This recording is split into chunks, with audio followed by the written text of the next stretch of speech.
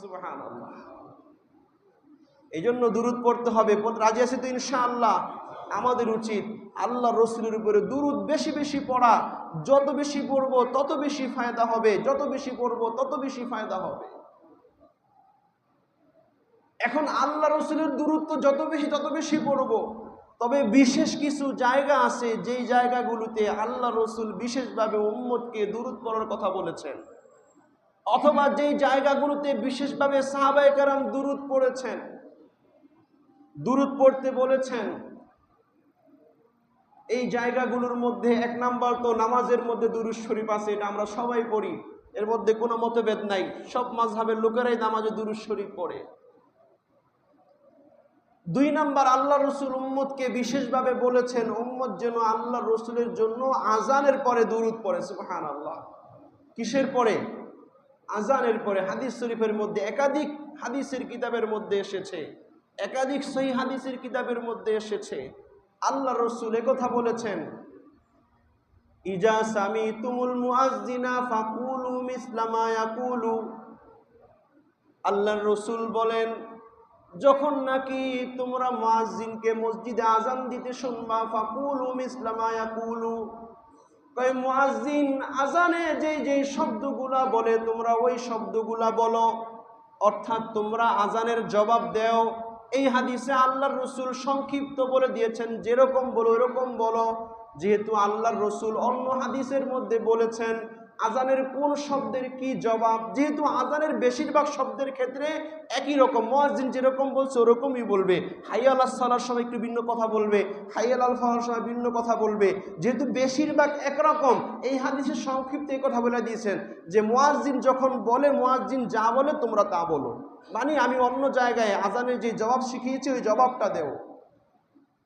সুম্মা সাল্লু আলাইয়া, এরপরে তোমরা আমি নবীর উপরে দুরূদ শরীফ পড়ো। আজানের পরপরই দুরূদ শরীফ। অনেকে আজানের পরপরই দোয়া শুরু করে দেয়, অথচ হাদিসের শব্দ হচ্ছে যে প্রথমে আজানের জবাব দাও, জবাব শেষ হওয়ার পরে আমি নবীর উপরে দুরূদ ও সালাম পেশ করো। সুম্মা সাল্লু আলাইয়া, কেননা যে নাকি একবার আমি নবীর উপরে দুরূদ পড়ে তার উপরে আল্লাহ 10 বার রহমত নাজিল করেন। ওই কথাটা এখানেও বলেছেন আল্লাহ রসুল, একাধিক হাদিসে আছে। এরপর আল্লাহ রসুল বলতেছেন সুম্মা সালুল্লাহ আলিয়াল ওয়াসিলা। আল্লাহ রসুল বলতেছেন অতঃপর তোমরা আজানের পরে আজানের জবাব দাও, জবাব দেওয়ার পরে আমি রসুলের উপরে দুরূদ পড়ো। আমি রসুলের উপরে দুরূদ পড়ার পরে তোমরা আমি রসুলের জন্য আল্লাহর কাছে ওসিলা চাও।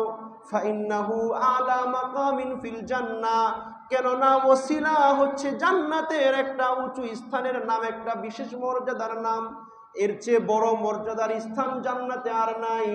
আল্লাহ রসুল বলেন ইয়াসিলুহু ইবাদু আহাদুম মিন ইবাদিল্লাহ, আল্লাহর বান্দা থেকে মাত্র একজন বান্দা ওই মাকাম পর্যন্ত পৌঁছতে পারবে। ও আনা আরজু আন আকুনা যালিক, আল্লাহ রসুল বলেন আমি নবী আশা রাখি ওই একজন বান্দা হবে কে? আমি রসুল। এই জন্য তোমরা আল্লাহর কাছে আমি নবীর জন্য ওসিলার দোয়া করবা, আল্লাহ যেন এই মাকামটা আমি নবীকে দেন। আমি নবী আশা করি ওই মাকামটা একজন যেহেতু পাবে ওই একজন আমি রসুল হব। সুবহানাল্লাহ। আল্লাহর রসুল এরপরে বলতেছেন যে নাকি আজানের পরে জবাব দিবে, দুরূদ শরীফ পড়বে এবং আমি নবীর জন্য সুপারিশ, আমি নবীর জন্য দুরূদ সালাম পেশ করবে, হাল্লাত লাহু শাফাআতি ইয়াউমাল কিয়ামা, ওই বান্দার জন্য কিয়ামতের ময়দানে আমি নবী সুপারিশ করা ওয়াজিব হয়ে যায়। বলেন সুবহানাল্লাহ। তাহলে আমরা প্রত্যেকেই চাই রসুলের সুপারিশ পাওয়ার জন্য, কারণ হাসরের ময়দানে আমরা কেউ নিজেদের আমল দিয়ে জান্নাতে যাইতে পারবো না। স্বয়ং আল্লাহ রসুলও বলেছেন যে আমল দিয়ে আমি রসুলও জান্নাতে যাইতে পারবো না, ইল্লা আইয়াতাগাম্মাদানি আল্লাহু বিরহমাতি, তবে যদি আল্লাহ রহম করেন, দয়া করেন, কোনো আমলের উসিলায় মাফ করেন। কিন্তু আমল কইরা যে এত আমল করছি এই আমলের বিনিময়ে জান্নাত পেয়ে যাব, এইরকম হকদার যোগ্যতা কারো হবে না। কারণ আল্লাহ রসুল ঘটনা বয়ান করেছেন যে বনি ইসরাইলের 500 বছর ইবাদত গুজার ব্যক্তি এক গ্লাস পানির বিনিময়ে 500 বছর ইবাদত দিয়া দিছে। তাহলে আল্লাহ দুনিয়াতে আমাদেরকে কত নাজ নিয়ামত দিতেছেন, কত নাজ নিয়ামত দিয়েছেন, কত ইজ্জত দিয়েছেন, কত সম্মান দিয়েছেন, সুস্থতা, সম্মান, সম্পত্তি, সন্তান সন্ততি, স্ত্রী, সব আল্লাহ নিয়ামত আমাদেরকে দিয়ে রাখছেন। এইগুলোর শুকরিয়া আদায় কইরা সারা জীবনের ইবাদত তো এমনি শেষ। হ্যাঁ, বাকি বান্দার ইবাদতের উসিলা করে আল্লাহ রহম করেন। বান্দার ইবাদতকে উসিলা করে আল্লাহ কি করেন? দয়া করেন যে আমার বান্দা চেষ্টা করছে, আমার বান্দার চেষ্টার কারণে আমি তাকে জান্নাত দিয়ে দিলাম। তো জান্নাত, আল্লাহর রহমত পাওয়ার একটা উসিলা হচ্ছে নবীর সুপারিশ। আখেরাতে আল্লাহর রহমত পাওয়ার একটা উসিলা কি? রসুলের সুপারিশ। ওই যে বলেছিলাম সমস্ত নবীদের কাছেও মানুষ দৌড়াবে যে আল্লাহর কাছে আমাদের জন্য সুপারিশ করেন। আদম আলাইহিস সালাম বলবে, ওই যে আমি জান্নাতে, আল্লাহ নিষেধ করেছিলেন ফল খাইতে, ফল খাইছি, আমি কোন মুখে আল্লাহর সামনে যাব? মূসা আলাইহিস সালাম বলবে যে আমি একজনকে থাপ্পড় দিয়ে মেরে ফেলছিলাম, আমি কোন মুখে আল্লাহর কাছে যাব? অর্থাৎ যেটা মূলত আল্লাহর কাছে দোষ না, ওরা নিজেরা মনে করবে যে এটা আমার কাছে একটু দোষ, ওনারা যাওয়ার সাহস পাবে না। শুধু আল্লাহ রসুল সেদিন সেজদায় থেকে বলবেন, আই রব্বি উম্মতি, আই রব্বি উম্মতি, আয় আল্লাহ আমার উম্মতকে মাফ করে দেন, আমার উম্মতকে মাফ করে দেন। তাহলে আল্লাহ রসুলের সুপারিশ পাওয়ার জন্য দুরূদ শরীফ পড়তে হবে কিনা? এই জন্য আমরা প্রত্যেকেই চেষ্টা করবো যে ইনশাআল্লাহ আজকে থেকে আমরা এই আমলটা করব। আজানের পরে আজানের জবাব দিব, আল্লাহ রসুলের উপর দুরূদ শরীফ পড়ব এবং তারপরে দোয়াটা করব। আমরা আজানের যে দোয়াটা পারি, এই দোয়াটার মধ্যে ওসিলার দোয়া আছে, আল্লাহুম্মা রাব্বা হাযিহিদ দাওয়াতিত তাম্মা ওয়াস সালাতিল কায়িমা আতি মুহাম্মাদানিল ওয়াসিলাতা ওয়াল ফাদিলা। এখানে এই দোয়াটা আছে যে মুহাম্মদ সাল্লাল্লাহু আলাইহি সাল্লামকে আপনি ওসিলার যে মর্যাদা আছে এই মর্যাদা দান করেন। তাহলে এই দোয়াটা আমরা শিখে নিব। এই জন্য দুরূদ শরীফ পড়ে আমরা এই দোয়াটা পড়ব।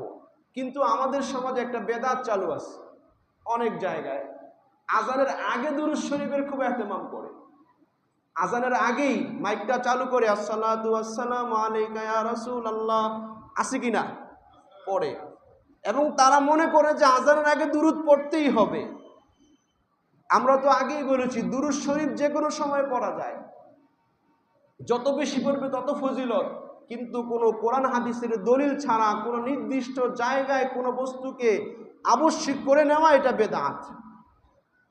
কাজে আল্লাহ রসুল বলছে আজানের পরে দুরূদ পড়ার জন্য বিশেষভাবে, কিন্তু আজানের আগে দুরূদ পড়তে হবে, এটা আজানের একটা অংশ বা আজানের পূর্বের একটা বিশেষ আমল, এটা মনে করে করলে বেদাত হবে। এইটা করে কিন্তু পরেরটা পড়ে না। এই জন্য আমাদের উচিত কোরআন হাদিসের উপরে আসা, নিজেদের মন গড়া কোনো পীরের কাছে পাইছি, কোনো বাপদাদা থেকে আগে থেকে করে আসতাম, এটা কোনো দলিল না, কোনো পীরও দলিল না, কোনো দরবারও দলিল না। দলিল হচ্ছে কোরআন এবং হাদিস, ইজমা, কিয়াস। যদি সালফে সালিহিন থেকে বর্ণিত হয়ে আসে, সাহাবায়ে কেরামের ইজমার মধ্যে পাওয়া যায়, কোরআন সুন্নাহ ভিত্তিক কিয়াসের মধ্যে পাওয়া যায়, তাইলে ওইটা আমল হবে। এছাড়া কোনো আমল নিজেদের মন গড়া এটা হয় না। এই জন্য এই বিষয়গুলো আমাদেরকে লক্ষ্য রাখতে হবে। বাকি আজানের দোয়ার ক্ষেত্রে